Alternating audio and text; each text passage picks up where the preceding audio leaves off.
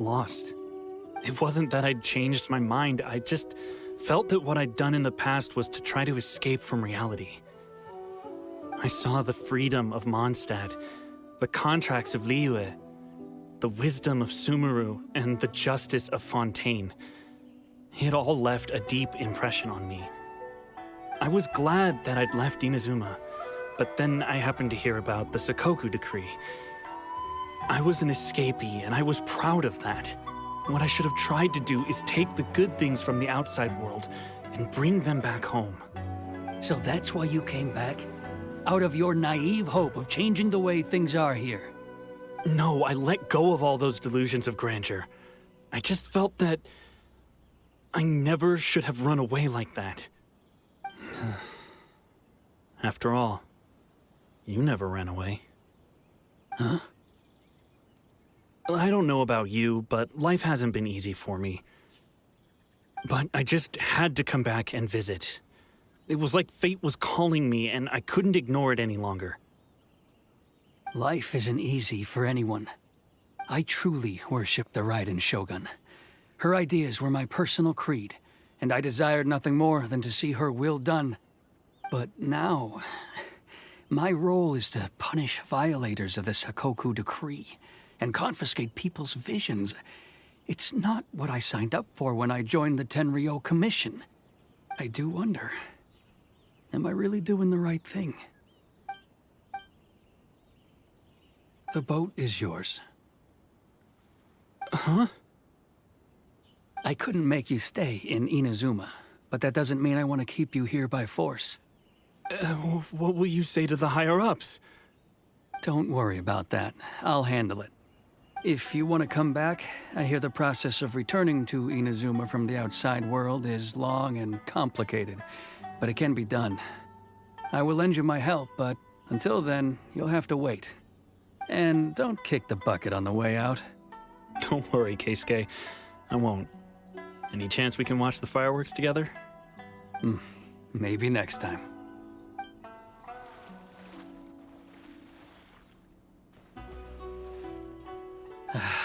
I'll be demoted for sure.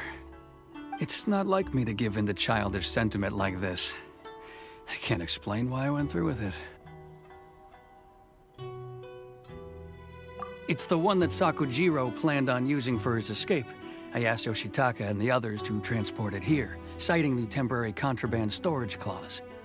Forcing Sakujiro to this spot was also something I had planned all along. It's just like you said, Yoimiya. Even though I hadn't fully made up my mind, my actions betrayed my intent. But I think you did the right thing. And look, now you've managed to resolve the grievance in your heart by talking about it. I understand now. Thank you. I didn't know you were quite so perceptive. You saw right into what I was thinking. That's only because I know your parents so well. They're both really nice people, so I didn't think the apple would fall too far from the tree. I had heard there was a new Naganohara running things these days. Little loud and reckless, maybe, but you live up to the family name. By the way, Naganohara fireworks can reproduce the firework that the two of us set off back then, right? Would you be able to make one for me? Sorry, no can do. Without the slipper reference, I can't make the same one again. And I'm afraid Sakujiro is the one with the slip. Ah, I see. Never mind then. Don't get too down just yet, though. I mentioned that Sakujiro ordered a firework from me, didn't I? I can't make another one, but I'm guessing Sakujiro probably won't be needing his anymore.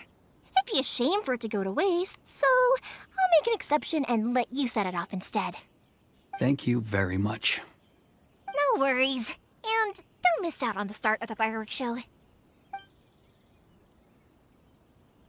Yoimiya! The way you took command of that whole situation was amazing! What can I say? I like to talk. I'm a strong believer in the power of words. If you're not willing to communicate, then the problem just sits there. If you just keep staring at it without doing anything, eventually you'll watch every last opportunity to resolve it slip away before your eyes. Sakujiro and Keisuke can't turn back the clock in their relationship, but that's no reason to live with remorse. Anyway, follow me. I'll bring you to the perfect place to watch the fireworks. My pops will set off the firework that I wanted to give to you.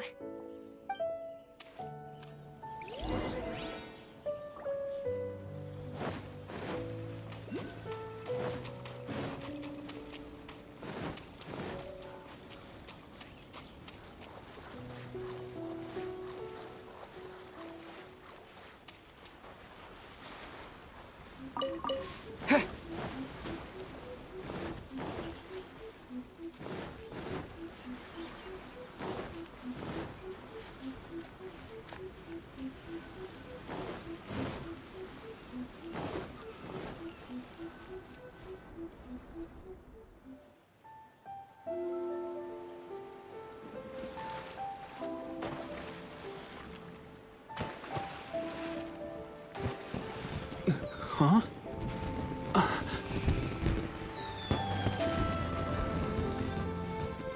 No.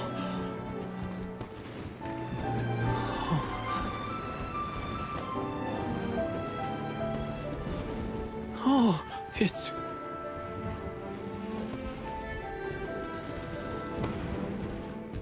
Keisuke.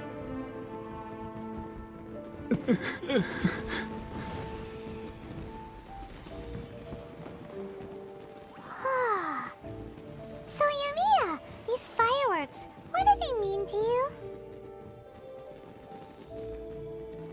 Yumiya? Shh. Huh? Oh.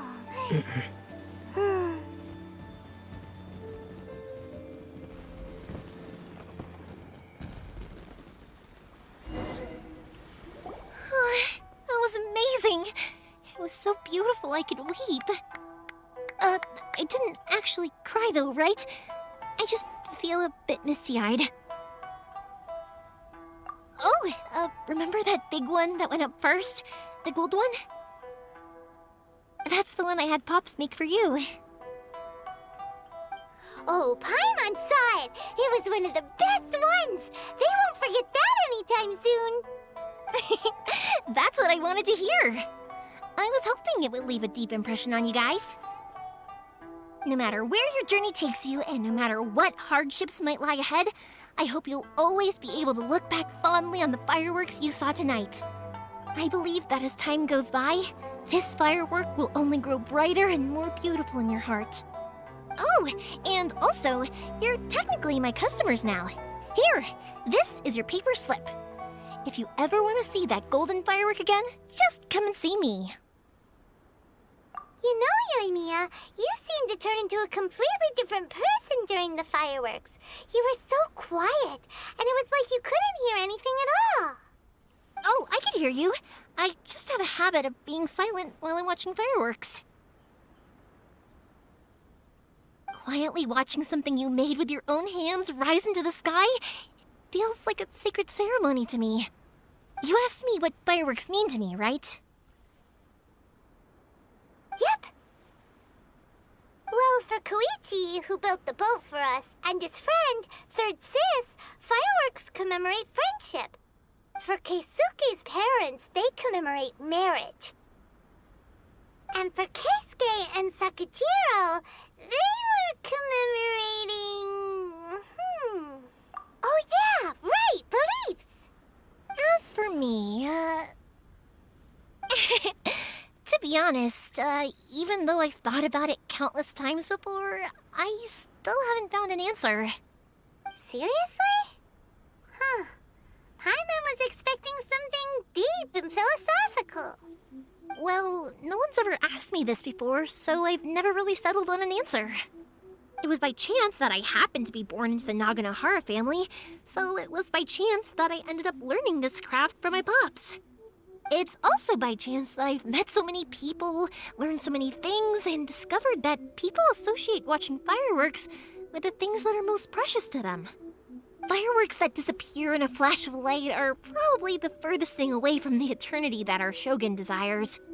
But people's feelings don't just disappear, and it's those feelings that give fireworks their purpose.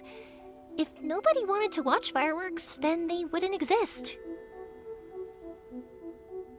Also, consider this. you have to have the Naganoharas because so many people are emotionally invested in the existence of fireworks. If we didn't exist, their wishes would go unfulfilled, wouldn't they? You know, I don't really think about complicated things like this very often. But I'm proud that I was born into the Naganohara family and have the chance to make so many pretty fireworks.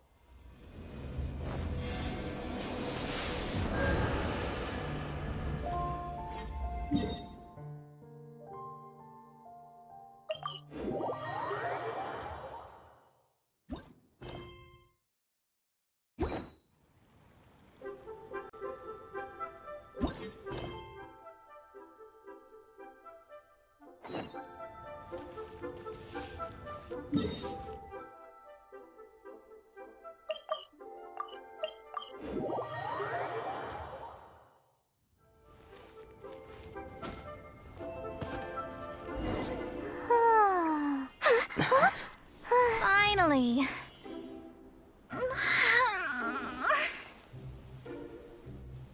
I almost fell asleep waiting.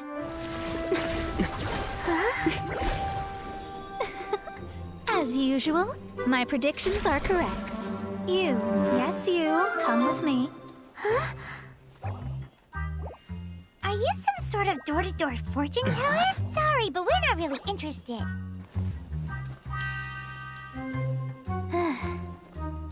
You're not from this world, are you? How do you know about that? How? Because I'm a master of true astrology. If you've no other questions, let's be off. Fine. I'll exercise a little patience and explain. I am astrologist Mona Magistus, but considering that it is most rude to misremember names, I allow others to call me Mona. I am on a mission from my master to retrieve a certain box from Mondstadt. It was part of an agreement she made with a friend 50 years ago, but she isn't as spry as she used to be, so now it's up to me. Not sure what getting some box back has to do with us. Why do you need us to come along? Well, that's because I would also like to take on the Guardian of the Box. My master and her friend contended in the mystic arts all their lives without a clear victor. If I triumph here, then I will show myself to be superior to my master.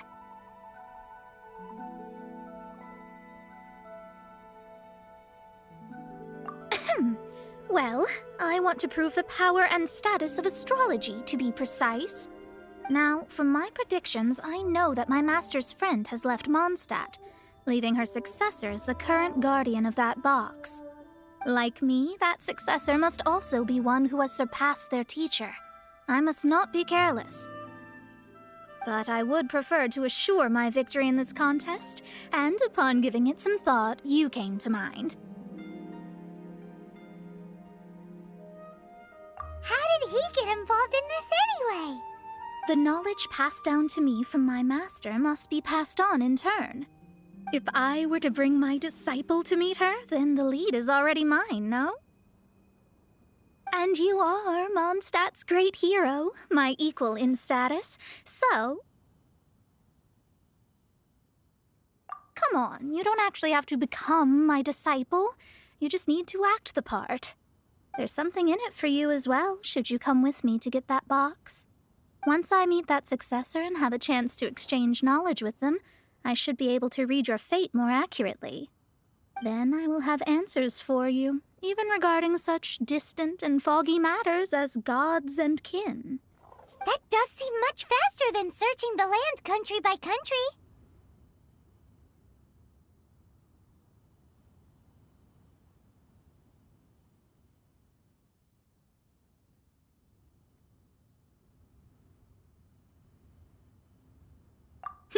A wise decision.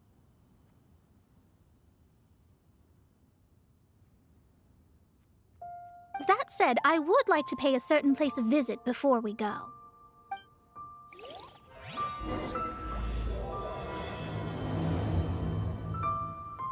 There is a small inn near Mount Tianheng that never sees a lot of business, even though its food is always great value for the money. The owner has always been good to me, so I'd like to say a farewell before I set off.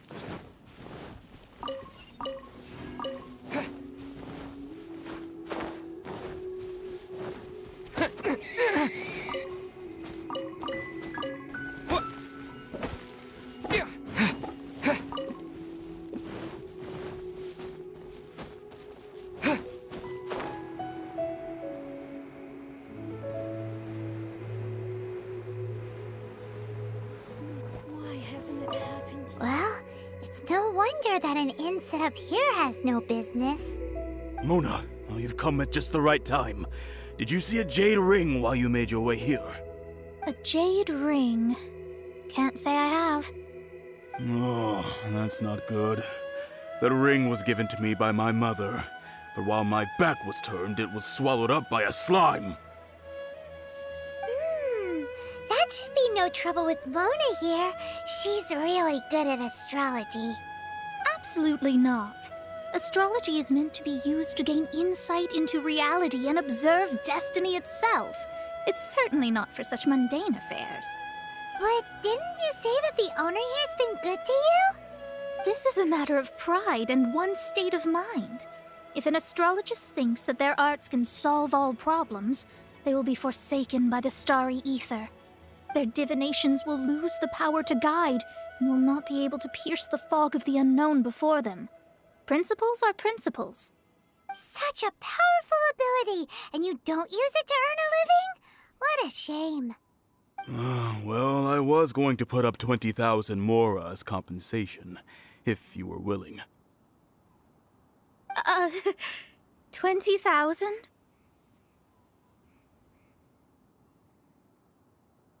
Oh, it's nothing. I was just thinking that the person who finds that ring must be lucky indeed to be able to earn 20,000 mora just like that.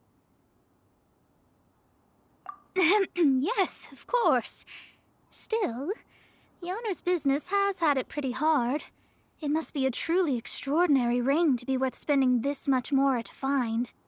It wouldn't be right for us to leave like this, so let's help to search for it. There may be other means we can employ besides astrology. Oh, Paimon knows where this is going. I know. I'll leave this one to you. This is the first mission I'm giving you as your master.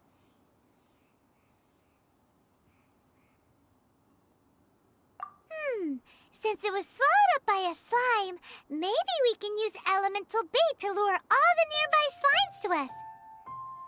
You remember the stuff we helped Master Diluc make? And Paimon actually kept a small amount.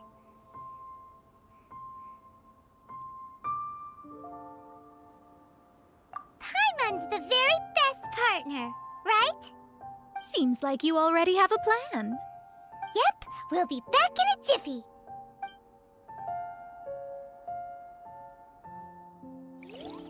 The elemental bait's really strong. It will attract all the slimes in the area. Even if they're just slimes, they can be dangerous together, so we'd best prepare ourselves.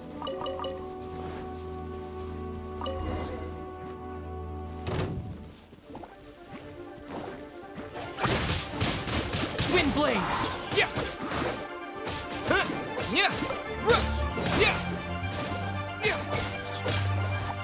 What? What? Huh? What?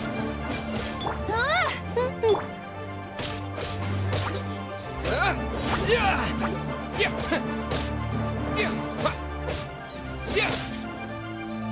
Huh? Yeah!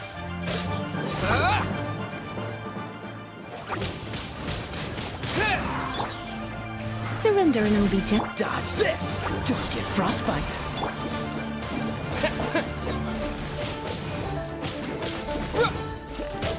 Yeah!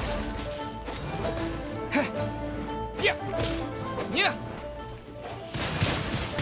Windblade! Disappear! What?